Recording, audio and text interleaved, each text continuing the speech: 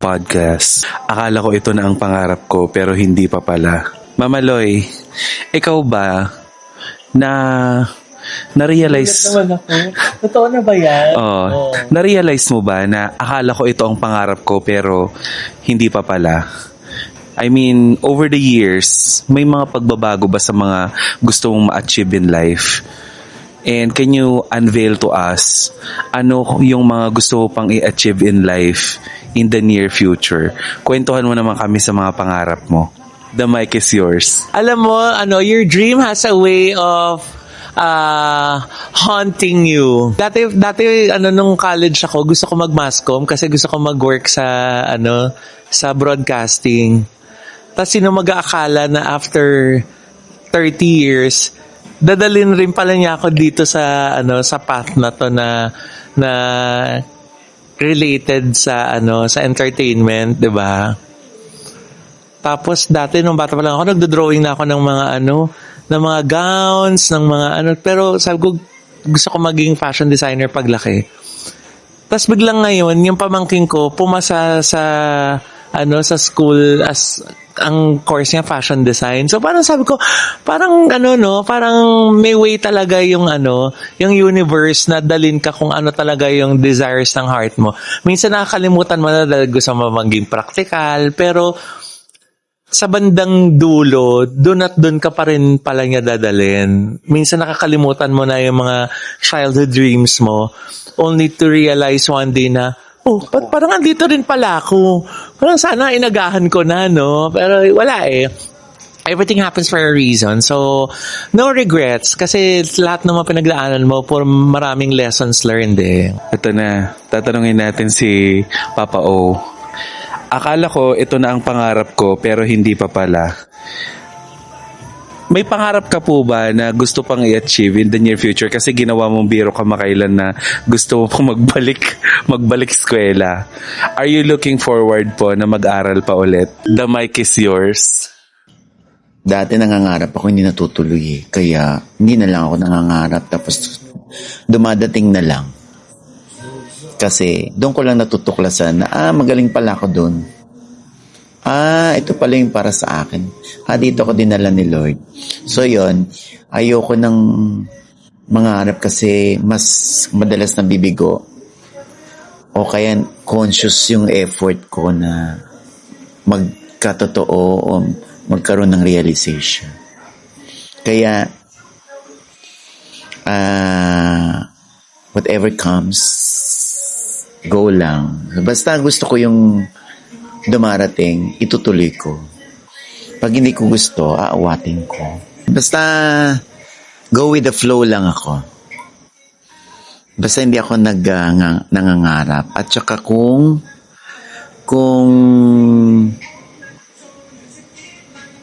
mangangarap ako, hindi. Mas dasal kesa pangarap. Dasal para sa family. Dasal para sa long life. Sa pink of health. Yon. Ganun.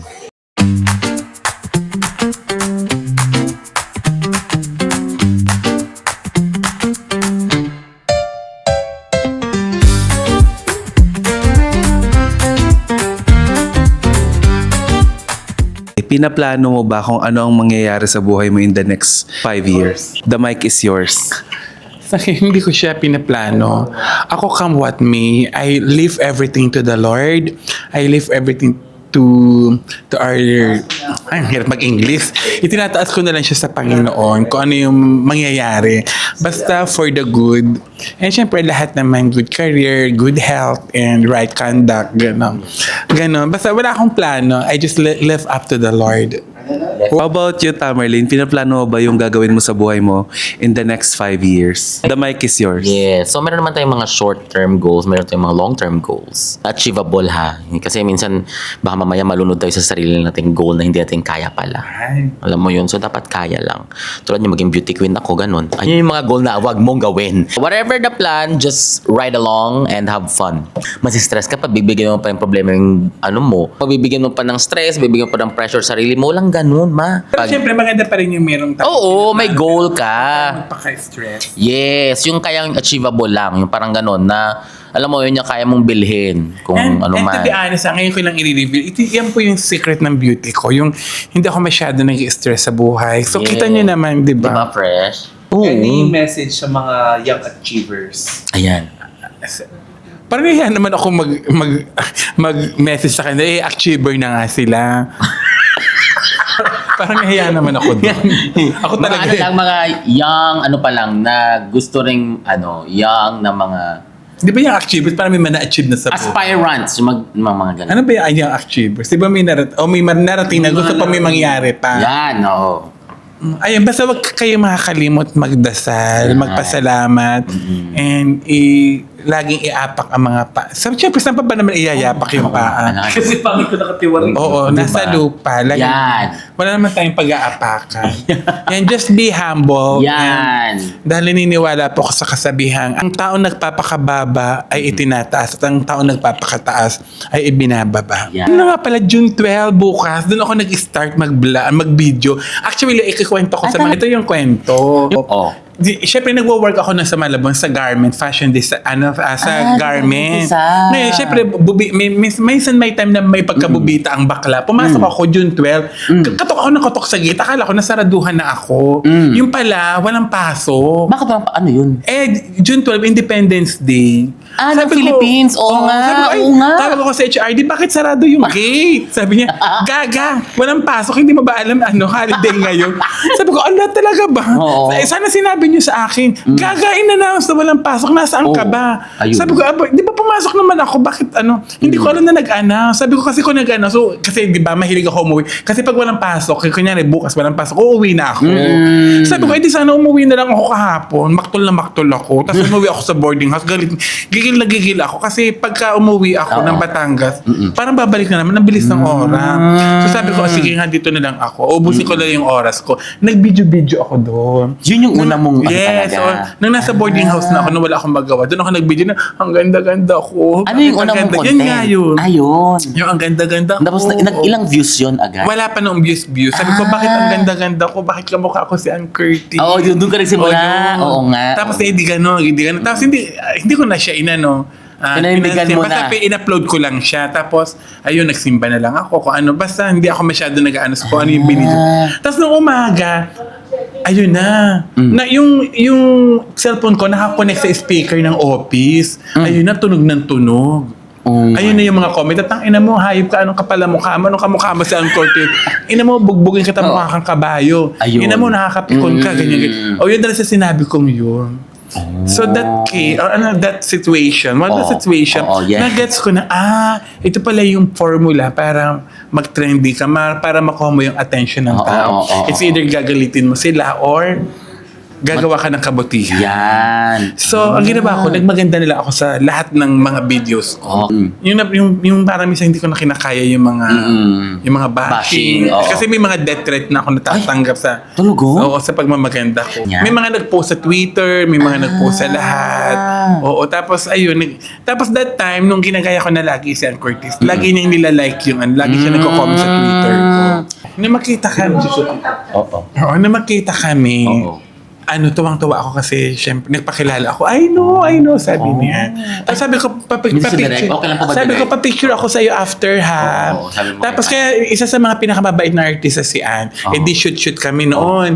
Tapos nung pauwi na, kaya lang siya bumalik, hinanap niya ako, si Josa. Tapos sabi, Ay! ganun, sabi niya, hindi ko malimutan yung style niya. Picture na tayo. Ay, itaas mo pa, itaas mo. Yan. Uy, malinis naman, maputi naman yung kilikili ko. Maitiman yung budhi ko, maputi naman yung kilikili ko. Oo. Ito nga, regalo to sa akin ng isang fan. Very Ann Curtis. Yes, Plains and Print. Kaya niya binigay sa akin kasi, Plains and Prints. Plains and kasi Prints siya. si Ann ba? Home Sweet Home. In-invite ka nila doon. Oo, hinimbat nila ako yun sa pa-ending. Oo, doon ko minute si Tito Oji. Kasi nung unang time na yun, hindi ko siya pinapansin.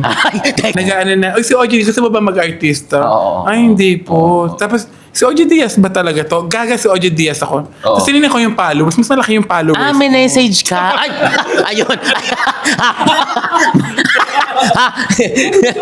siya, bakit mas malaki yung followers? Nandito siya. Oh. Natatakot talaga ako noon. Tapos hindi talaga ako nakipag-meet.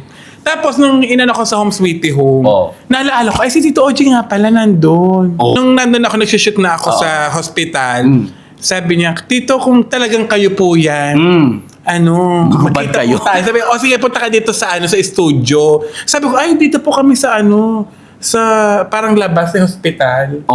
Tapos, buti si Kiana, sabi ni Kiana, punta tayo ng studio. Kiana Reeves. Inaya niya ako sa studio. Tapos nasa gate pa lang kami. Ewan ko kung tanda pa ni Tito Oji. Nakita niya ako naglalakad sa may ABS-CBN. Sabi niya, baka lang maarte. Ay, kasi nga Ann Curtis ang peg. Sabi, ay Tito. Ayun, doon ako nagpakilala kay Tito. Nalaman ko siya talaga. Kasi, syempre naman naman ako, para tawagan ako ng isang OG Diaz. Di ba? Doon ko na si Tito OG. Tapos tuloy-tuloy ka na kay Mama Oj. Ayun, sabi niya, gusto mo ko mag-workshop. Pero kailangan anuhin muna, mag-workshop. Pero sinabi ko sa kanya, gusto mo ba sumikat? Pag gusto mo sumikat, tigilan mo yung kapopost ng mga kasama yung mga bata. Ang isa sa mga sinabi sa akin ni Tito Oji, kailangan linisin ako. Para daw ako isa, ano ba sabi niyo ng kangkong?